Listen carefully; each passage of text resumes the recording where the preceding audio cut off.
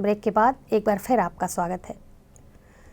नगर निगम भिलाई चरौदा के सभागार में सोमवार को सामान्य सभा की बैठक हुई, जो भारी हंगामेदार रही। पार्षदों ने एक स्वर से सामान्य सभा पर ही प्रश्न चिन्ह लगा दिया। शहरी सरकार की कामकाज को लेकर आक्रोश जता रहे थे। सभी पार्षदों का कहना था कि अधिकारी पार्षद की बात नहीं मानते, उन पर कार्यवाही की मांग की गई। नगरपालिका भिलाई चरौदा की सामान्य सभा काफी हंगामेदार रही। सत्ता पक्ष और विपक्ष एक दूसरे पर आरोप प्रत्यारोप लगाते रहे। वहीं सभापति विजय जैन कई विषयों पर शासन और प्रशासन से अभिमत लेने की बात कही। पार्षद तुलसी साहू ने डबरापारा के विकास कार्य और वहां की जमीन संबंधी प्रश्न उठाए। निगम अधिकारी पर कटाक्ष करते हुए कहा कि अधिकारीगण निगम के एक कमरे में बैठकर डबरापारा के विकास कार्य की गाथा लिख रहे हैं। इस पर महापौर चंद्रकांता मांडले ने कहा कि सभी वार्डों में विकास कार्य हो रहा है, जहां पर भी जरूरत पड़ती है मैं स्वयं ही वहां जाती हूं।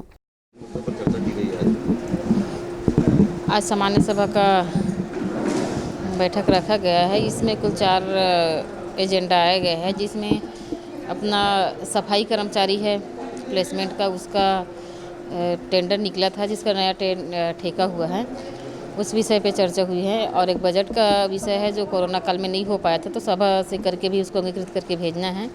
और केंद्र सरकार से 14 वित्त आयोग से जो 10 करोड़ की राशि आई है, उसको भी सामान्य सभा के लेवल तक जो है उसको सामान्य सभा में लाया गया है। और इन्हीं विषयों पर आज सामान्य सभा में चर्चा होनी है। और अभी सामान्य सभा क्योंकि लगातार अभी चली रही है।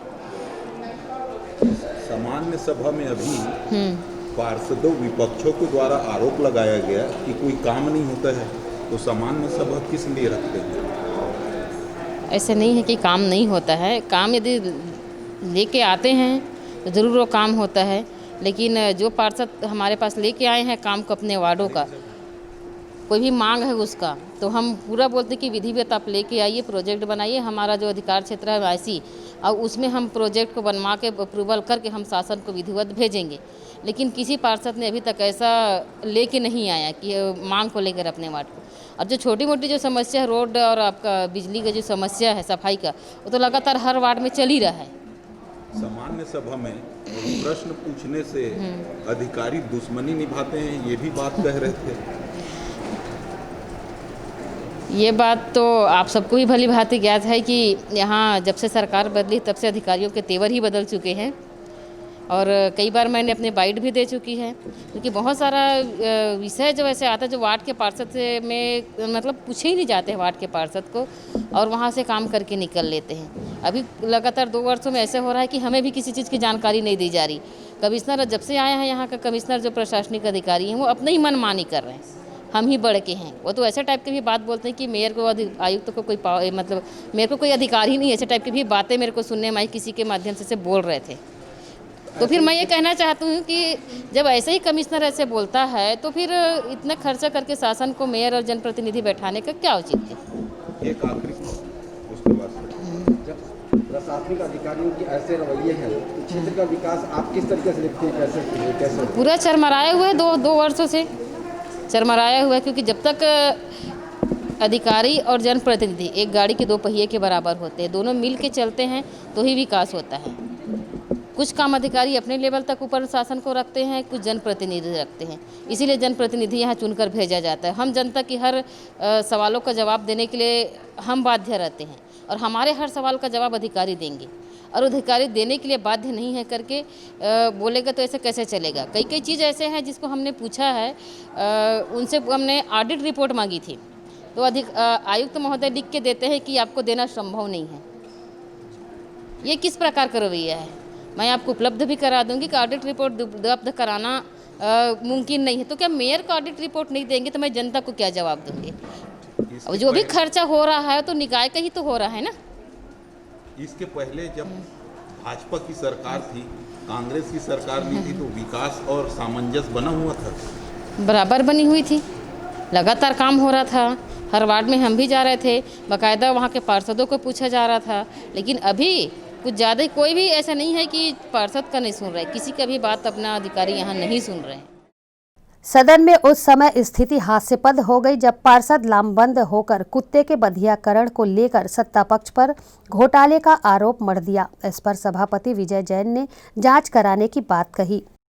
लंबी प्रतीक्षा के बाद और पार्षदों के बहुत ज़्यादा मांग के पश्चात ये सामान्य सभा का आयोजन हुआ, जिसमें पार्षदों के द्वारा 6 प्रश्न हमें प्राप्त हुए थे। उसके उत्तर MIC प्रभारियों ने दिए हैं।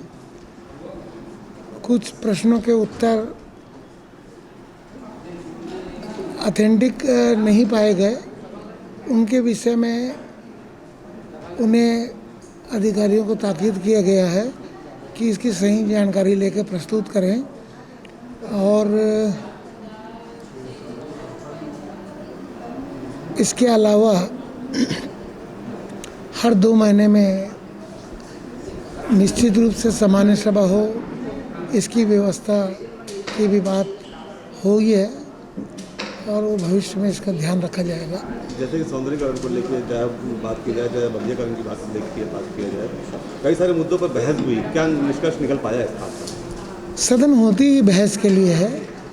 जब सम्मानित सदस्य अपने भावनाओं को, अपनी जो भी उन्हें कमियां लगती है, उस विषय में एक ये संवैधानिक मंच है, यहाँ उन्हें अपनी बात रखने का पूरा अधिकार होता है। और यहाँ सत्ता पक्ष के लोग भी बैठे हैं, अधिकारी के सब जिम्मेदार अधिकारी भी बैठे हैं, वो उसके निराकरण के लिए प्रयास करते हैं। तो जो भी सकारात्मक बहस हुई है और जो तथ्यात्मक हमारे पास में जो शिकायतें आई हैं, उनकी जांच होगी और अगर इसमें कोई दोषी पाया जाएगा तो निश्चित रूप से उन पर कार्रवाई करने के लिए हम राज्य शासन को प्रेषित करेंगे। सदन में मैं शुरू से उपस्थित हूँ सर कवरेज करने के लिए। ये देख रहा हूँ कि पार्षद इस चीज़ को मानने को तैयार नहीं है। बार बार ये आता है सामान्य सभा की क्या क्या औचित्य है, हम लोग बात रखते हैं, हमारी सुनवाई नहीं हो जाती, अधिकारी नहीं सुनते हैं। सच है ये कि सदन के पास में अधिकार सीमित है। सदन एक प्रकार से सदस्यों के भावनाओं को समझने का एक जरिया मात्र हो चुका है। सदन को ऐसा कोई राज्य शासन के द्वारा वैधानिक अधिकार नहीं है कि हम सीधे कार्रवाई कर दें। अगर हम दोषी की जांच के लिए कह सकते हैं या उस पर कार्रवाई के लिए भी हम राज्य शासन पर ही निर्भर करते हैं। इसलिए निश्चित रूप से ये चीज़ थोड़ा सा तकलीफदेह है कि कुछ अधिकार सदन को मिलने चाहिए, जिसमें अगर सीधे सीधे कोई दोषी पाया जाता है उस पर हम सीधी कार्रवाई कर सकें। देव बलौदा के पार्षद राम सूर्यवंशी ने महापौर चंद्रकांता मांडले पर कोरोना काल में घर से नहीं निकलने का आरोप लगाया। वहीं नेता प्रतिपक्ष संतोष तिवारी ने पक्षपात का आरोप लगाते हुए कहा कि शहरी सरकार का गठन जनता को मूलभूत सुविधाओं का लाभ मिल सके उसके लिए किया गया था, न कि हंगामा करने के लिए। पार्षदों की बात सुनी नहीं जाती है और महापौर जी ये आरोप लगा रहे हैं कि जब से सरकार आई है कांग्रेस का विकास अवरुद्ध है, अधिकारी बात नहीं सुनते। देखिए, महापौर जी सरकार को पचा नहीं पा रही हैं। अभी कांग्रेस की सरकार बनने के पश्चात नगर निगम भिलाई चरौदा में 100 करोड़ की विकास कार्यों की स्वीकृति और टेंडर का निष्पादन किया जा चुका है।